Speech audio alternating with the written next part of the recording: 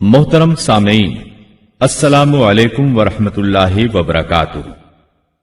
अब हम आपको सुनाते हैं सैयदना अय्यूब अलैहिस्सलाम का किस्सा। अय्यूब अलैहिस्सलाम अंबिया की जमात में से एक हस्ती हैं। अल्लाह ताला ने सब्र के मामले में बतौर खास इनका तस्करा फरमाया है, लोगों के लिए एक मिसाल और नमूना ठहराया है। आपका नसबनामा यूं है: अय्यूब बिन मौस बिन राज़ेह बिन ईस बिन इसहाक बिन इब्राहिम अलैहिस्सलाम। ये सैयदना इसहाक अलैहिस्सलाम की नस्ल में से हैं। इब्राहिम अलैहिस्सलाम के दो साहिबजादे थे, इस्माइल अलैहिस्सलाम और इसहाक अलैहिस्सलाम। इनके बाद सब के सब अंबियाए किराम इसहाक अलैहिस्सलाम की नस्ल से थे, सिवाय नबी करीम सल्लल्लाहु अलैहि वसल्लम के। आप अकेले सैयदना इस्माइल अलैहिस्सलाम की नस्ल से हैं। इसहाक अलैहिस्सलाम के बेटे हैं याकूब अलैहिस्सलाम। इन्हीं याकूब अलैहिस्सलाम को इसराइल भी कहा जाता है। इसी निस्बत से बनी इसराइल का मतलब है याकूब अलैहिस्सलाम की आल औलाद। याकूब अलैहिस्सलाम के 12 बेटे थे। इनके बेटों को असबात भी कहते हैं। इनका तस्करा कुरान में भी आता है। अब सवाल ये है कि जिन असबात का तस्करा कुरान मजीद में अंबियाए किराम अलैहिमुस्सलाम के साथ किया गया है, क्या वो याकूब अलैहिस्सलाम के बेटे थे या उन बेटों की औलाद में से थे? अक्सर उलमाए किराम ने ये इशारा दिया है कि असबात लफ्ज से जिन अंबियाए किराम अलैहिमुस्सलाम की तरफ इशारा किया गया है वो याकूब अलैहिस्सलाम के बेटे नहीं हैं, इसलिए कि उन्होंने तो यूसुफ अलैहिस्सलाम के कत्ल की कोशिश की थी, अपने वालिद से झूठ बोला था, ऐसे और भी गलत काम किए थे, तो इन हरकत के करने वाले अंबिया नहीं हो सकते। जबकि असबात से मुराद वो अंबियाए किराम होंगे जो इन बेटों की नस्ल से आए होंगे। बनी इसराइल के 12 कबीले थे और कबीले को सिब्त भी कहते हैं, इसलिए इन्हें असबात भी कहा जाता है, यानी बनी इसराइल इन कबीलों में तकसीम हो गए। इसी तरह सैयदना अय्यूब अलैहिस्सलाम सैयदना इसहाक अलैहिस्सलाम की औलाद में से हुए। सूरह अनाम आयत 84 में अल्लाह फरमाते हैं, और उसकी औलाद में से दाऊद और सुलेमान और अय्यूब और यूसुफ और मूसा और हारून। तो ये सब के सब सैयदना इब्राहिम अलैहिस्सलाम की नस्ल से थे। अय्यूब अलैहिस्सलाम भी अल्लाह ताला के नबी और रसूल थे। सूरत उन-निसा आयत 163 में अल्लाह ताला फरमाते हैं, यकीनन हमने आपकी तरफ उसी तरह वही की है जैसा कि नूह और उनके बाद वाले नबियों की तरफ की, और हमने वही की इब्राहिम और इस्माइल और इसहाक और याकूब और उनकी औलादों पर, और ईसा और अय्यूब और यूनुस और हारून और सुलेमान की तरफ, और हमने दाऊद को जबूर अता फरमाई। अल्लाह ताला ने इन सब अंबियाए किराम अलैहिमुस्सलाम की तरफ वही फरमाई, और अय्यूब अलैहिस्सलाम भी इन रसूलों में से एक हैं। अल्लाह ताला ने आपको आपकी कौम सूरान की तरफ मबूस फरमाया। ये कौम मुल्क शाम में रिहाइश पजीर थी। आप बहुत ज्यादा मालदार थे। अल्लाह ताला ने आपको बहुत ज्यादा नेमतों से नवाजा था। आपके पास बेशुमार मवेशी थे, लातादाद नौकर चाकर थे। अल्लाह ने आपको बहुत सी ज़राई जमीन भी अता फरमाई थी। आप ताजिर भी थे। तिजारत का सिलसिला दूर दूर तक फैला हुआ था। अल्लाह ताला ने आपको कसीर औलाद भी अता फरमाई थी। आपके यहाँ 7 बेटे और 7 बेटियां थीं। आप खुद भी सेहतमंद और ताकतवर थे। आपके असहाब की तादाद भी काफी थी। गोया अल्लाह ताला ने आपको गूनागून नेमतों से नवाजा था। आप रूए जमीन पर नेमतों से माला माल शख्स थे। अल्लाह ताला ने आपको आजमाना चाहा ताकि बाद में आने वाले लोगों के लिए आप सब्र की मिसाल बन जाएं। आखिर सब्र का मरहला शुरू हो गया। आपका सब मालो मता हलाक हो गया, यहां तक कि आप फकीर हो गए। आपकी जिंदगी ही में आपकी सारी औलाद अल्लाह को प्यारी हो गई। किसी का एक बेटा भी फौत हो जाए तो वो कितना गमगीन होता है, मुतासिर होता है। सैयदना याकूब अलैहिस्सलाम पर गम किस तरह तारी हुआ, यहां तक कि आपकी आंखों की बीनाई तक जाती रही। मारे गम के वो घुल गए थे, जबकि उनका कोई बेटा फौत नहीं हुआ था, और इधर 7 बेटे और 7 बेटियां फौत हो गए। यही नहीं, तमाम माल मवेशी हलाक हो गए। मामला इस पर भी खत्म नहीं हुआ, आप शदीद मरज में मुब्तला हो गए। बीमारी इस कदर शदीद थी कि आप चलने फिरने से माजूर हो गए, उठने की सकत न रह गई, यहां तक कि आपका गोश्त गिरने लगा। आपकी आजमाइश इंतहा को पहुंच गई। अब आपके साथी भी आपका साथ छोड़ने लगे।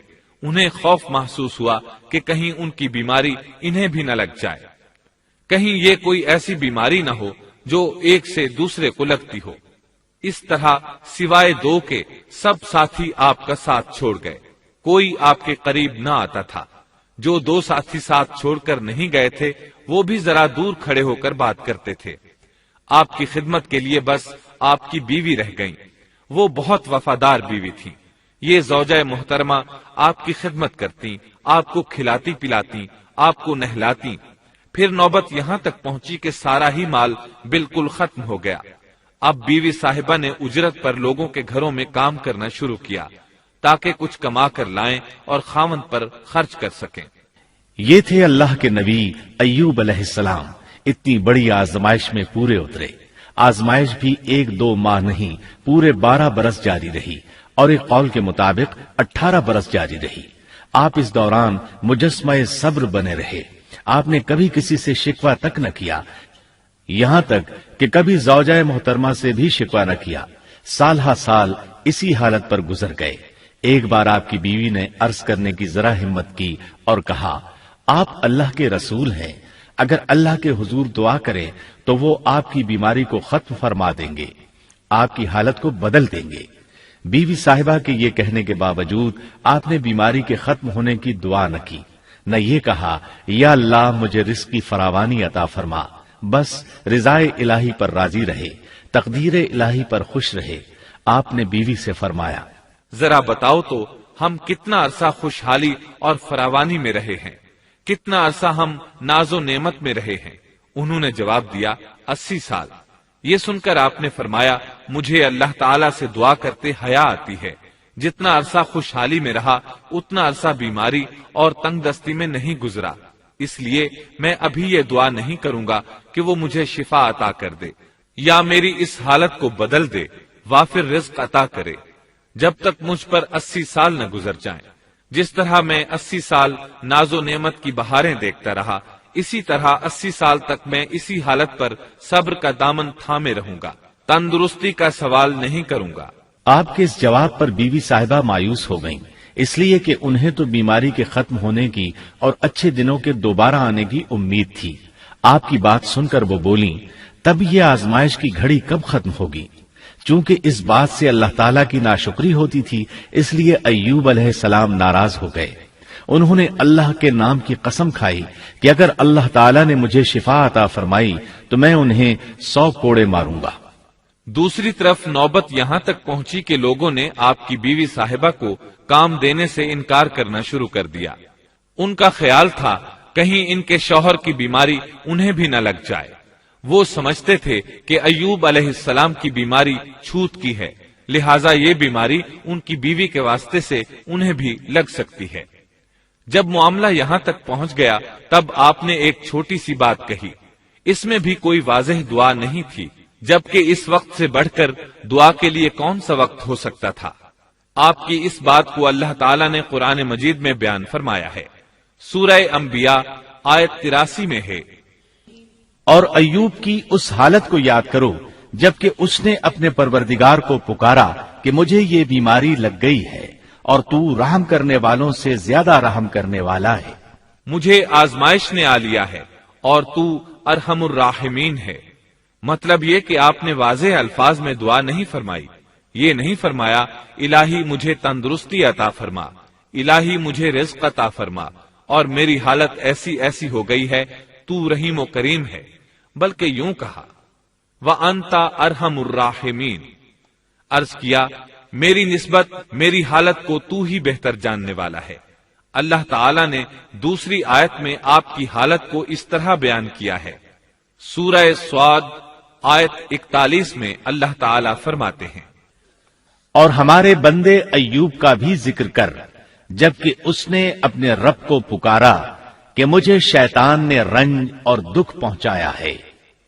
गोया आपने इस बीमारी और मुसीबत को अल्लाह ताला की तरफ मंसूब नहीं फरमाया, بلکہ اللہ تعالیٰ کو اس سے مبرہ و پاک ٹھہرایا اور اسے شیطان کی طرف منسوب کیا۔ یوں نہیں کہا اللہ تو نے مجھے مصیبت میں ڈال دیا، بلکہ اس کو غیر اللہ یعنی شیطان کی جانب منسوب کیا۔ حدیث میں بھی اسی طرح آتا ہے، والشر ليس إليك، برائی تیری طرف سے نہیں ہے۔ اللہ تعالیٰ نے آپ کی التجا کو اسی لمحے شرف قبولیت سے نوازا۔ کتنے ہی موقع ایسے آئے تھے کہ اس سے قبل بھی آپ دعا کر سکتے تھے اور وہ قبول ہو جاتی، لیکن آپ نے صبر کا دامن تھامے رکھا۔ اسی لیے مدتوں سے ضرب المثل چلی آ رہی ہے صبر ایوب۔ جب آپ نے اپنے پروردگار سے اس انداز میں دعا مانگی تو اللہ تعالیٰ نے ان سے آزمائش ختم کر دی۔ اللہ تعالیٰ سورہ صاد آیت 42 میں فرماتے ہیں، اپنا پاؤں مارو، یہ نہانے اور پینے کے لیے ٹھنڈا پانی ہے۔ جب انہوں نے پاؤں زمین پر مارا تو پانی کا چشمہ جاری ہو گیا۔ علماء کرام کہتے ہیں جب انہوں نے اس پانی سے غسل کیا تو جسم کے بیرونی حصے سے بیماری ختم ہو گئی، اور جو ہی پانی پیا جسم کے اندرونی حصے کی بیماری ختم ہو گئی، اور یہ اللہ عز و جل کا عظیم احسان ہے۔ پھر سے بالکل تندرست بن گئے، ان کی صحت و توانائی لوٹ آئی، ایسے صحت مند ہو گئے جیسے پہلے کبھی ہوا کرتے تھے۔ ان کی زوجہ محترمہ باہر سے گھر آئیں تو بالکل نہ پہچان سکیں۔ ان سے پوچھنے لگیں، کیا آپ نے اللہ کے نبی میرے خاوند یعنی مرض میں مبتلا شخص کو دیکھا ہے؟ اللہ کی قسم، جب میرے خاوند صحت مند تھے تو بالکل آپ جیسے تھے، میں نے آپ سے بڑھ کر ان سے ملتا جلتا آدمی آج تک نہیں دیکھا۔ اس پر ایوب علیہ السلام بولے، کیا تم نے مجھے پہچانا نہیں؟ انہوں نے حیران ہو کر پوچھا، آپ کون ہیں؟ تب وہ بولے، میں ایوب ہوں۔ وہ بولی، سبحان اللہ، اس کا مطلب ہے بیماری ختم ہو گئی، اللہ تعالیٰ کا احسان ہو گیا۔ اس کے بعد اللہ تعالیٰ نے انہیں اہل و عیال کی نعمتیں بھی لوٹا دی، ان کے مویشی بھی انہیں واپس مل گئے۔ سیدنا ابن عباس رضی اللہ عنہما فرماتے ہیں، اللہ تعالیٰ نے صرف انہیں ہی اپنے فضل و کرم سے نہیں نوازا بلکہ ان کے ساتھ ان کی اہلیہ کو بھی اپنے خاص فضل و کرم سے نوازا، اس لیے کہ انہوں نے بھی اس عظیم آزمائش میں صبر کیا تھا، عظیم صبر کا مظاہرہ کیا تھا۔ اللہ تعالیٰ نے ان کی جوانی کو بھی لوٹا دیا۔ ان سے سیدنا ایوب علیہ السلام کے ہاں 26 بیٹے بیٹیاں پیدا ہوئے۔ یہ روایت بھی ملتی ہے کہ 26 بیٹے ہی بیٹے تھے، بیٹیاں اس کے علاوہ تھی۔ اللہ تعالیٰ سورہ انبیاء آیت 84 میں فرماتے ہیں، ہم نے اس کو اہل و عیال عطا فرمائے بلکہ ان کے ساتھ ویسے ہی اور اپنی خاص مہربانی سے، تاکہ سچے بندوں کے لیے سبب نصیحت ہو۔ مطلب یہ کہ ان کی جوانی واپس کر دی، مال و دولت لوٹا دیا، اور یہ چیزیں انہیں فوراً واپس کر دی تھیں۔ جسمانی صحت بھی واپس فرمائی اور دنیاوی دولت بھی واپس کر دی۔ امام بخاری، امام احمد اور دیگر محدثین نبی کریم صلی اللہ علیہ وسلم سے روایت بیان کرتے ہیں کہ نبی کریم صلی اللہ علیہ وسلم نے فرمایا، جب سیدنا ایوب علیہ السلام غسل فرما رہے تھے تو ان پر ٹڈیوں کی موسلا دھار بارش ہونے لگی۔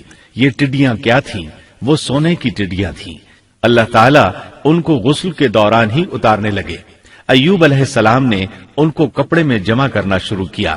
اس پر اللہ تعالیٰ نے فرمایا، اے ایوب، کیا میں نے تجھے مالدار نہیں بنا دیا؟ اس نئے نازل ہونے والے مال سے بے پرواہ نہیں بنا دیا؟ ایوب علیہ السلام نے عرض کیا، جی ہاں میرے پروردگار، لیکن میں آپ کی رحمت اور برکت سے تو بے پرواہ نہیں ہو سکتا۔ ہاں اے رب، لیکن میں تیری برکت سے دور کیسے رہ سکتا ہوں؟ ان کا مال و دولت سب واپس مل گیا، اہل و عیال بھی مل گئے، صحت بھی پلٹ آئی۔ یہ سب اللہ کے خاص فضل و کرم سے تھا اور اس عظیم صبر کے صلے میں تھا جو انہوں نے کیا تھا۔ اللہ تعالیٰ نے ان کی اہلیہ محترمہ پر بھی نرمی فرمائی، جیسا کہ سورہ صاد آیت 44 میں فرماتے ہیں، اور اپنے ہاتھ میں تنکوں کی ایک جھاڑو پکڑو۔ بالکل باریک تنکوں کی ایک جھاڑو لو، اس میں 100 تنکے ہوں، ان کو اکٹھا کر لو۔ اس کے بعد فرمایا، جھاڑو سے اسے مار اور قسم کے خلاف نہ کر۔ مطلب یہ کہ ایوب علیہ السلام نے اپنی بیوی کو 100 کوڑے مارنے کی قسم کھائی تھی۔ اللہ نے یہ تدبیر سمجھائی کہ 100 تنکوں کا جھاڑو لے کر ایک بار انہیں مارو اور قسم پوری کرو، قسم کی خلاف ورزی نہ کرو۔